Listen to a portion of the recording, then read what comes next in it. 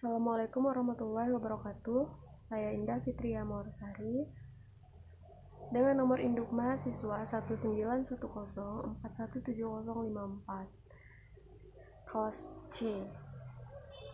Baiklah, saya di sini akan menjelaskan tentang strategi pemasaran produk ke luar negeri untuk ekspansi bisnis. Melakukan pemasaran produk ke luar negeri kini dapat dilakukan dengan mudah melalui media digital. Saat ini akses untuk berkomunikasi serta penyebaran informasi dari seluruh dunia dapat dilakukan lewat internet, termasuk untuk memperkenalkan bisnis ke luar negeri. Untuk mengetahui bagaimana strategi yang tepat untuk melakukan pemasaran produk ke luar negeri, simak beberapa penjelasan berikut. Tips pemasaran produk ke luar negeri. Pemasaran produk secara online melalui internet sama halnya dengan menjadi pedagang keliling. Perbedaannya hanya terletak pada media yang tersedia, lingkup pemasaran, serta kreativitas dalam memasarkan produk tersebut.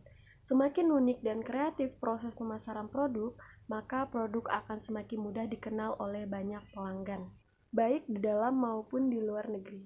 Berikut ini adalah beberapa tips pemasaran produk ke luar negeri yang perlu diketahui. Yang pertama, sebelum berencana untuk memasarkan produk ke luar negeri, pastikan produk yang akan dikirim adalah produk yang benar-benar berkualitas. Yang kedua, membuat website dengan menggunakan Search Engine Optimization atau SEO. Yang ketiga, memanfaatkan iklan menggunakan fitur iklan Google AdWords untuk mempercepat proses promosi. Dan yang keempat, menggunakan Facebook Ads yang memudahkan pebisnis dalam membidik target secara detail. Bukan hanya detail sampai suatu negara atau kota tujuan saja, namun juga dapat mendeskripsikan secara demografi, profesi, dan perilaku yang bisa kita atur dalam iklan kita. Dan yang kelima, menjual produk melalui marketplace seperti Alibaba. Strategi segmentasi untuk pemasaran ke luar negeri.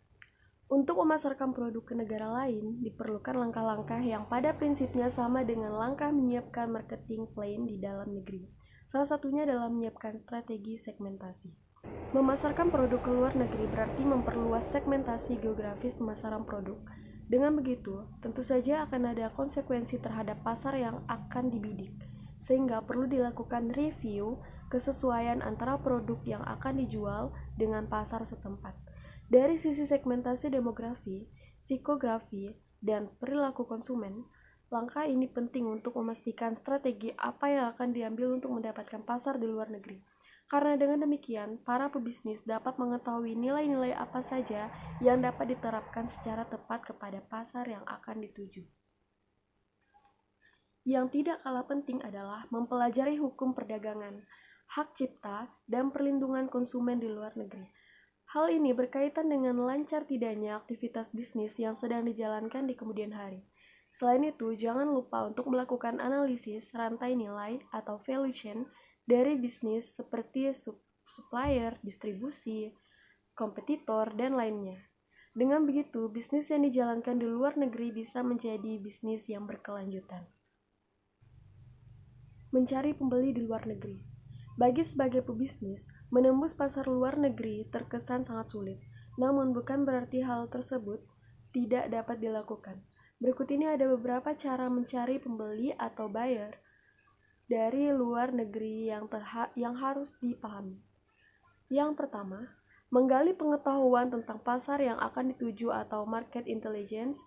Salah satu cara yang dapat dilakukan adalah dengan melakukan survei pasar untuk mendapatkan data mengenai kondisi pasar, produk sejenis di pasaran, harga kompetitor, mutu barang, dan lainnya.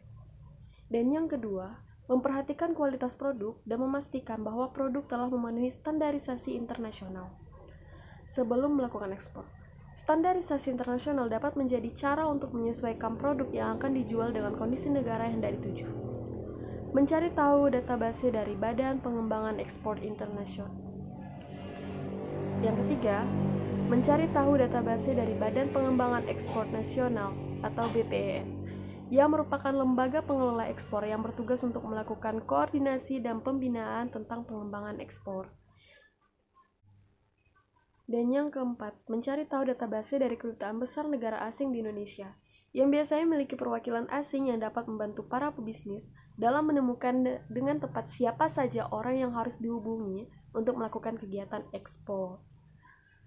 Hal lain yang perlu kita pertimbangkan untuk melakukan pemasaran produk ke luar negeri di tengah perkembangan teknologi yang pesat, yaitu dengan memanfaatkan kekuatan internet. Selain mengikuti pameran, para pebisnis dapat menunjang proses pemasaran dengan membangun relasi di dunia maya menggunakan website. Dengan memiliki website yang disesuaikan dengan pasar, maka calon pembeli akan mendapatkan informasi secara lengkap mengenai bisnis dan produk yang ditawarkan. Agar bisnis dapat berkembang dan mendapatkan keuntungan besar, pastikan kita mengelola laporan keuangan bisnis secara tepat dan akurat. Pengelolaan keuangan bisnis yang sembarangan akan mengakibatkan kerugian dan bisnis dapat terpuruk. Gunakan bantuan software akuntansi online seperti jurnal. Jurnal merupakan software akuntansi online dengan laporan keuangan yang lengkap, mulai dari neraca, laporan laba rugi, arus kas, dan berbagai fitur lainnya yang akan mempermudah urusan keuangan usaha Anda.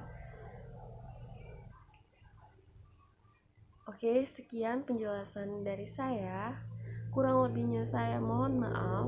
Wabillahi taufiq wal hidayah. Wassalamualaikum warahmatullahi wabarakatuh.